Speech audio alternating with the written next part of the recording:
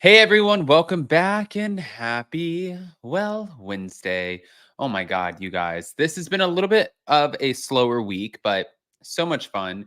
Last night, Jason surprised me with this. It was really, really cool. It was a friend, what a small world that we met, who is best friends with one of my former roommates from 10 years ago. Very intertwined with Sir, the Vanderpump Rules people, moved to Charleston.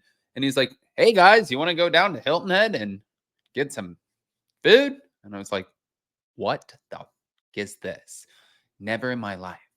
I was terrified, but I thought it was the coolest thing. So I definitely, if you guys ever have questions, so much different than what I thought it would have been. Anyways, back to it. We're back to talk about the Real Housewives in New Jersey. Don't forget that my birthday is up and coming Saturday, July 6th, 9:30 p.m. Co-host, we have Monica Garcia from the Real Housewives of Salt Lake City and Daisy from Below Deck Sailing Yacht, plus a lot of other Bravo celebrities. If you guys are coming, please RSVP to ASST at upandadamlive.com.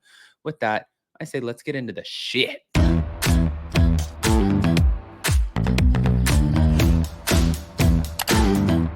Cause no one can do it like we do it, like we do it, like we do it. Cause no one can do it like we do it, like we do it, like we do it.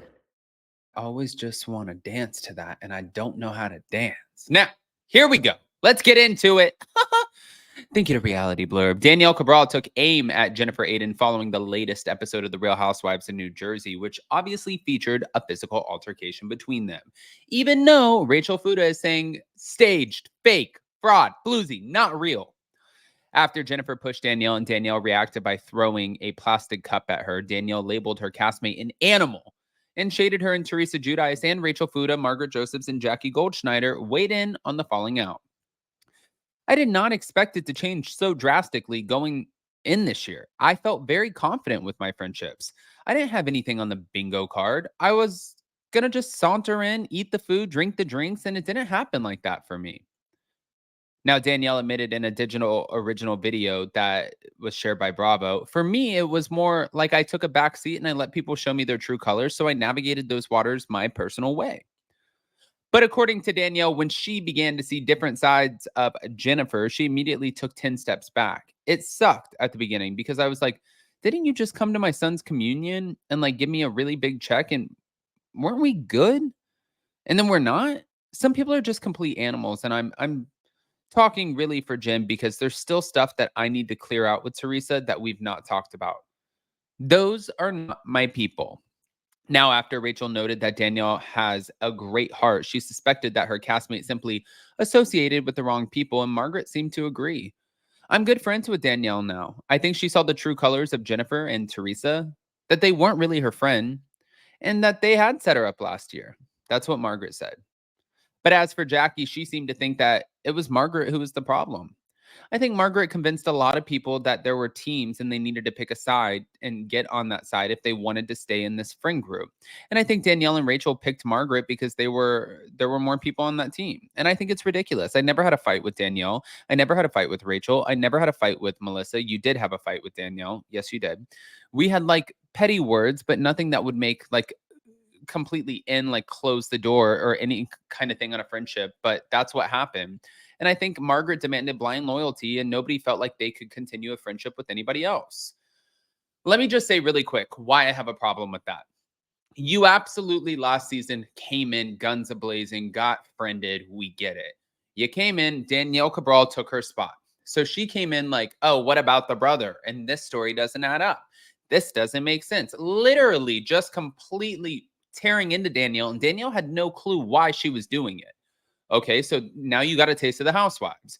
But for Jackie, I feel personally how that read to the fans was you are thirsty for the camera time. You want your position back. And you're like, if any of these bitches can do it, I can do it. So she came in like that. It didn't work. She still remained a friend of. Okay, moving on. This season. Now she hitches her wagon to Teresa and Jennifer Aydin, which I sent. Let me see if I sent it to Jason. If I didn't, then it's fine. But I sent him a screenshot or an Instagram where you can actually see the shit that Teresa said, because just looking back and being reminded of it, no, I didn't send that one to him. Looking back and being reminded of it, and she's like, Jackie, that stupid bitch. Like, Curve, what does she know? Like, I just want to use her to get to Margaret. And it's like, oh, now who feels like an idiot? Because if you don't feel like an idiot, you surely are looking like an idiot on TV because you literally did the one thing that you shouldn't do. The women who had your back, the women who were in your corner, the women who protected and stood up for you, you decide to turn your back on them because it's not that interesting anymore. It's not a great storyline. It doesn't really solidify your spot on the show. So instead, you cross sides because that's more polarizing. But when you cross sides for somebody that was so smart, you made a really stupid move because Teresa and Jennifer Aydin were like, oh, we got her ass. She needs to feel important. She needs to feel what it's like to have a friend. We got this. You think that they didn't sit around the table and concoct this? Oh, if the last episode did not reveal that, then I don't know how else to put it for you guys. But moving on, moving on. Now, thank you to tasteofreality.com. Rachel Fuda's Watch What Happens Live appearance earned the season's highest ratings for an episode featuring a Real Housewives of New Jersey star, including Teresa Giudice. Instagram's at TV Deets, which we love them over there, measured Rachel's data within the same demographic as Teresa, Margaret Joseph's, Melissa Gorga, and Dolores Catania's Watch What Happens Live data, ages 18 to 49. Rachel's June 24th Watch What Happens Live appearance, who also hosted, guest Heidi Gardner in the first chair, had 515,000 viewers. And until Rachel's appearance, the considerably most watched Real Housewives of New Jersey star to appear in the clubhouse was Teresa Giudice. That was on June 9th with comedian Joel Booster. And her Watch What Happens Live appearance racked up about 453,000 views. That's 62,000 less than Rachel's appearance. But for the record, the June 24th episode of Watch What Happens Live followed the explosive fight between Jennifer Aydin and Danielle Cabral. So considering New Jersey's ratings that night reached an impressive 791,000, many can argue Watch What Happens Live's high ratings were holdover from high rating New Jersey episode. Now, Melissa, Dolores, and Margaret's Watch What Happens Live data. According to TV Deets, Margaret had a total of 172,000 viewers. She was joined by Summer House Martha Vineyard's Nicholas Arrington in the clubhouse, and Dolores got over 100,000 more views than Margaret with 286, and she appeared next to, I guess, Hacks actor Mark Indelicato. Now, with only 2,000 more views than Dolores, Melissa Gorga had 288 when she made a guest appearance on Watch What Happens Live with Meghan McCain. But Bravo TV fans did react to the data. One said, Rachel is a breath of fresh air. 2, people are sick of Teresa. 3, I'm one of those that watch Rachel, and when Tree Stump was on, I turned the channel and went outside and watched my grass grow. Last 2, tree stumps are imploding. Next, kick the old ones to the curb and build around Rachel, Jen, and Danielle. Oi, oi. All right, guys, I want to hear what your thoughts are because I know you guys are about to pop off in the comments because that's my Jersey accent for you guys today. Happy Wednesday. I feel so good today. I'm ready to take on this week.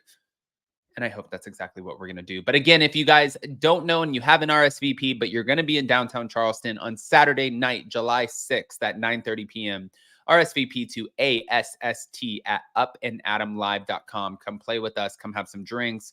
Have some good food. Have a great night. That's exactly what we're going to do for my birthday. I just want to have fun. Love you guys. See you next time.